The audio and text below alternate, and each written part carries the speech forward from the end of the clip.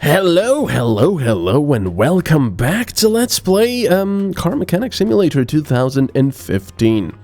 Wait, is it 2015? Oh wow, man, it's almost 2017 now, bloody hell. Anyway, we've got a new car here that we'll have to restore. Quite a bit of work required there. And yeah, there's quite a bit wrong with it, as you can see. Probably more stuff wrong with it, but we only have about 2,000 in our balance. We'll probably need to take on a couple more, just general things and do that. Let's see, you know what? I'm gonna decline these easy jobs. I don't know what kind of a, business we're running. It's like, oh, hello, yes, I saw your service station, and I was wondering, yeah, I brought my car so you can fix it. Oh, no, I'm not taking that. Sakura Moon, a repairable gearbox fault. You know what? I'm gonna decline this as well. I want something new. I don't know, like, something cool. Alright, we've got 0 points, but we only, don't have the electronic meter and the OBD scanner, so that's pretty cool. Oh, a Mercedes-Benz. Fix body parts, repaint the car in stock color. Well, I'm gonna take it. Probably not gonna be a lot of money, though. But, we'll see. I completely forgot that I should pause my recording. Ugh. This is not the factory color. Yeah, I completely forgot that I should pause the video recording while it's loading, because it doesn't actually record the stuff. That's it. Front right fender and spray. Wow, we're not gonna be doing much there, are we? Alright, so, front right fender. We can probably just repair that. Let's see. Ah, you bastard! Oh well. So we need the front right fender. Body part shop. 500. Oh, what? Okay. Front right fender! There we go, front right fender, 250. Yeah. Not too great, but there you go. Oh, 0%. What? I thought I destroyed it.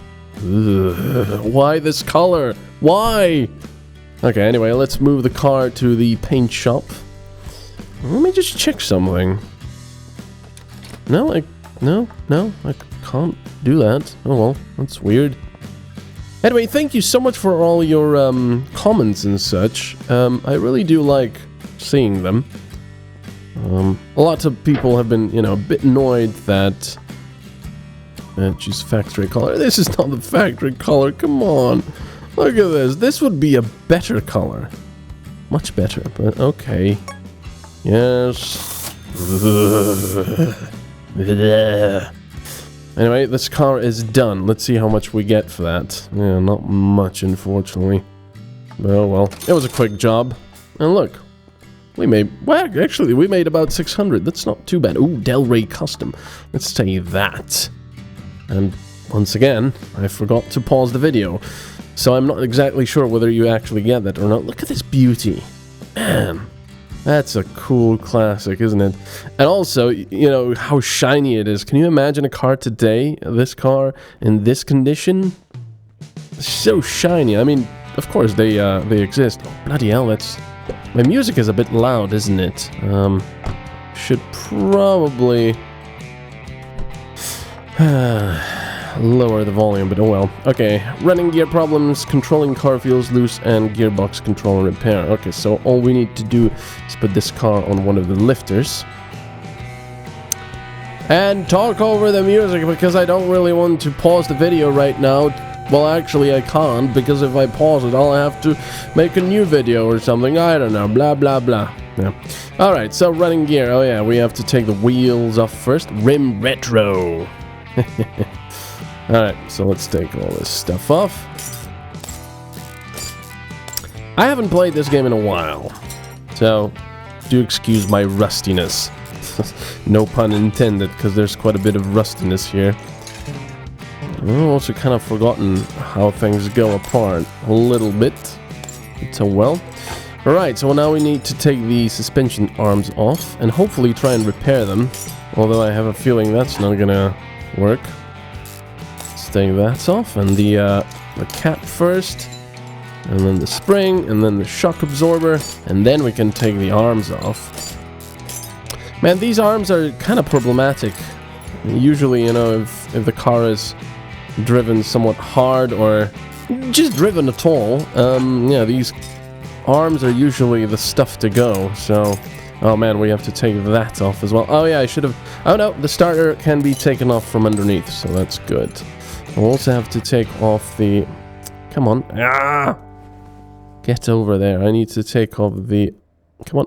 Drive shaft. Alright, there it goes. Off you go. Lovely. With some of this cool music. Yeah. I've expanded the repertoire. Now let's get the gearbox now. Can I click on it, please? Thank you. That is a big thing to take off. I don't think you'd be able to take this off yourself unless you had some kind of crane or machinery or something to help you. That thing is pretty heavy. Alrighty, there we go. And the flywheel. So now we can take that off as well. Yeah, this car needs quite extensive repairing. But, oh well. That's good for us, right? Because it's more money. Lovely. Alright. It was also quite interesting to read what everyone's, you know, dream car would be. And, you know, there was all kinds of stuff. There was, like, supercars, hypercars, old, you know, American cars.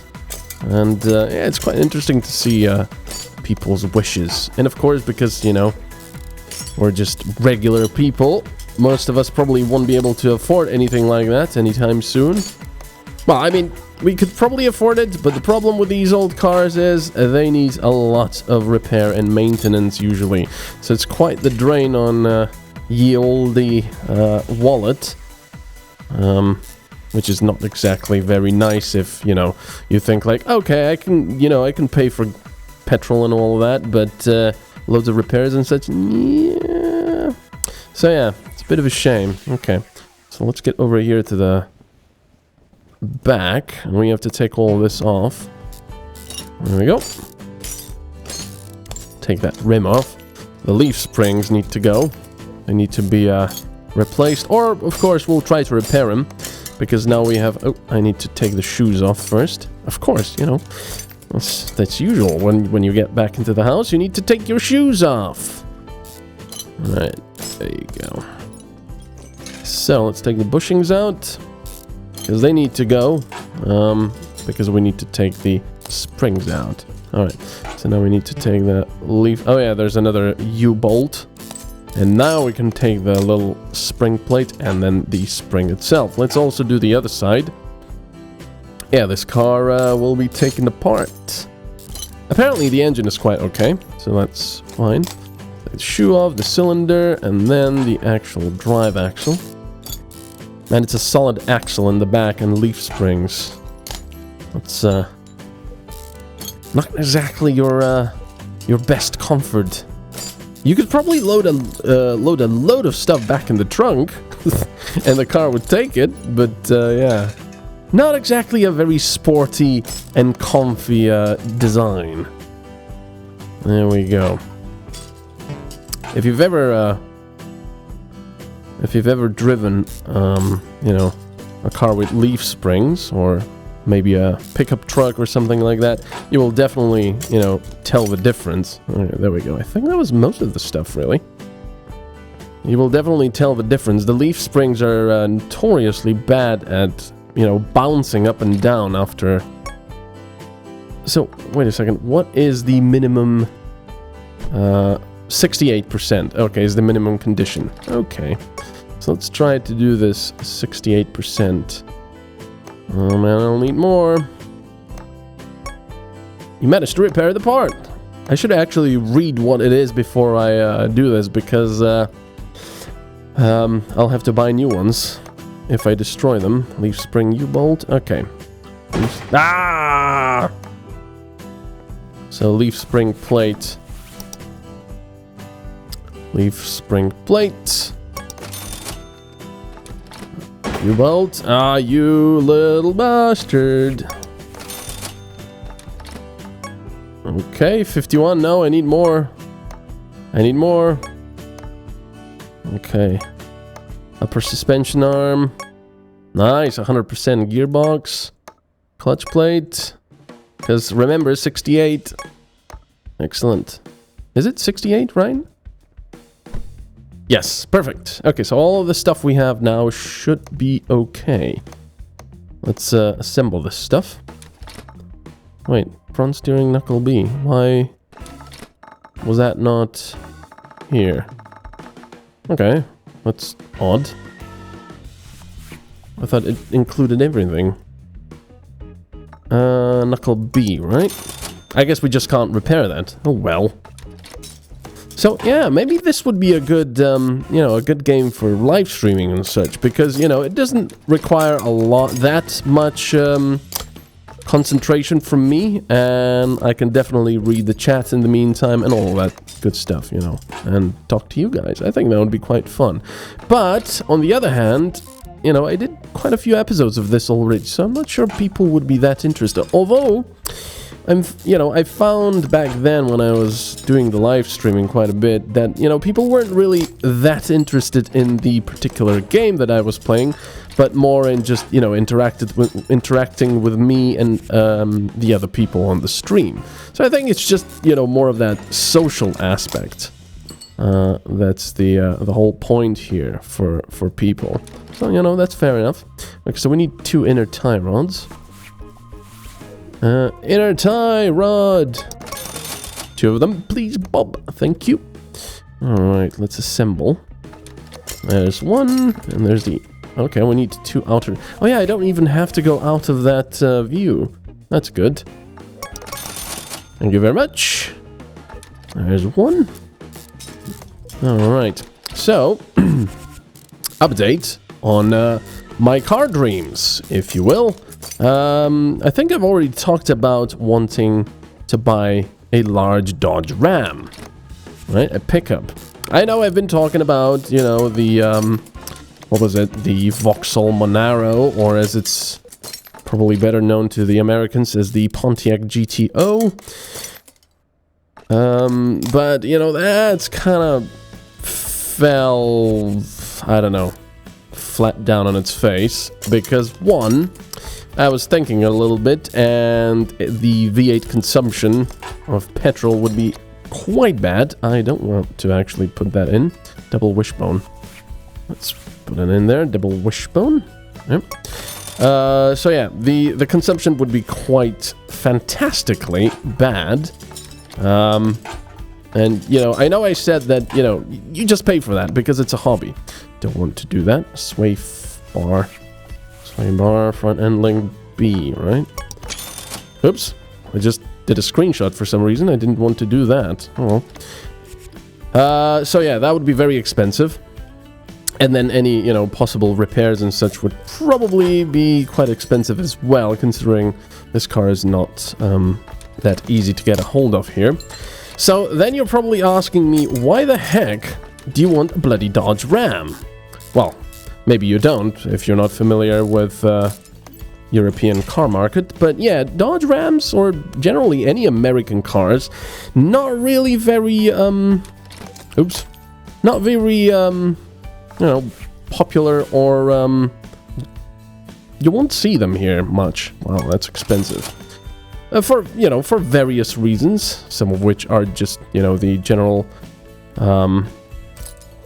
consumption, size, and then, you know, there's also other stuff like reliability and such. I mean, you know, I'm not saying that they're unreliable, but American cars, at least over here, aren't really known for their reliability or quality.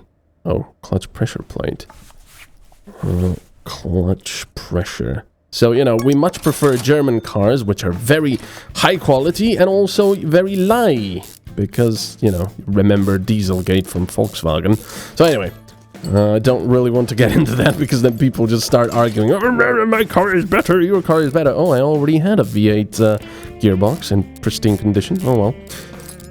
So anyway, yeah, forget about that, what I said. But yeah, I've also, after driving quite a lot of fairly high-performance cars, I kind of decided that that's not really me, you know? Even when I was doing my... can I please... I want to see the other stuff. There. Actually, why am I giving them that? They're happy with 74%.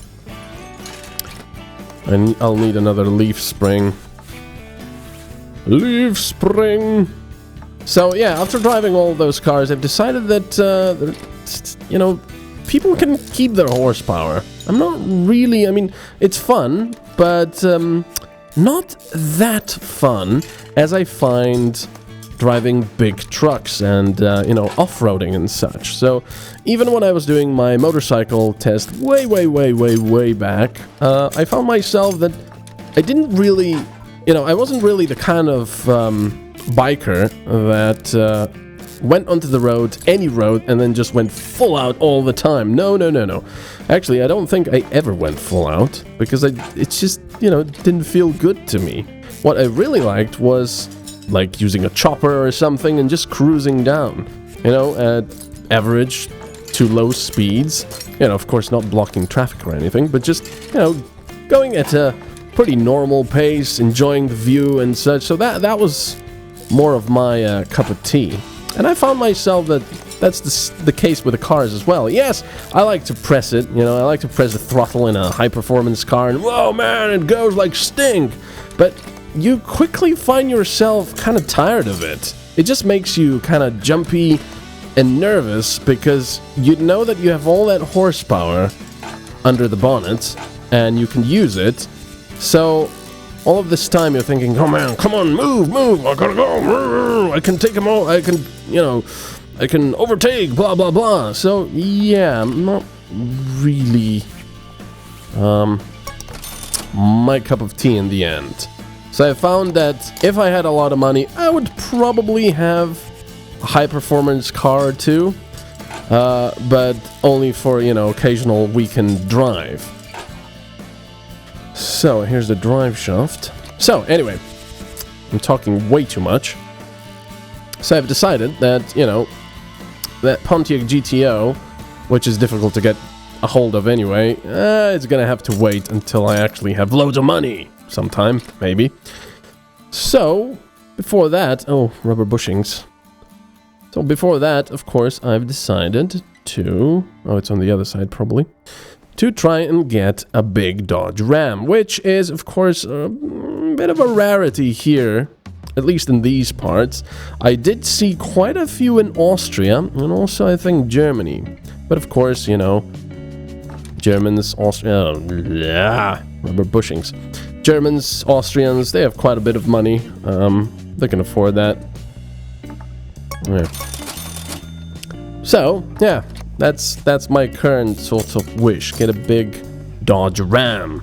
I was looking at the 2500. And of course, you might be, you know, going back to that petrol issue, you might be going, why the bloody hell do you want a big truck which will, you know, just absolutely drink gasoline? There we go, that was done. Nice, that was quite a bit of money. I think we can actually start repairing our own car over there. So yeah, but the reason is, first of all, I want a diesel. I want a Cummins in there, a Cummins engine. I was looking at the, you know, first and second generation. Well, oh, not the first generation. I was looking at the second generation, which had the 5.9. I actually found one here with a 24 valve. And rather interesting, but I didn't quite decide for that yet. It's off the market now, I think, so, oh well. And then, you know, the newer ones are just way too expensive over here, because over in America, it's like 50,000 for a Dodge Ram. You get quite a nice Dodge Ram. Over here, for 50,000 euros, you'd probably get a pretty basic one, because, yeah, shipping it over and all that, it gets very expensive. So anyway, I'm babbling way too much. Thanks so much for watching. Please like, share, and subscribe. And, you know, tell me a bit about your experience maybe with pickup trucks and whether you like them or not. So yeah, I'll see you next time when we actually build this Sakura back up. Bye-bye.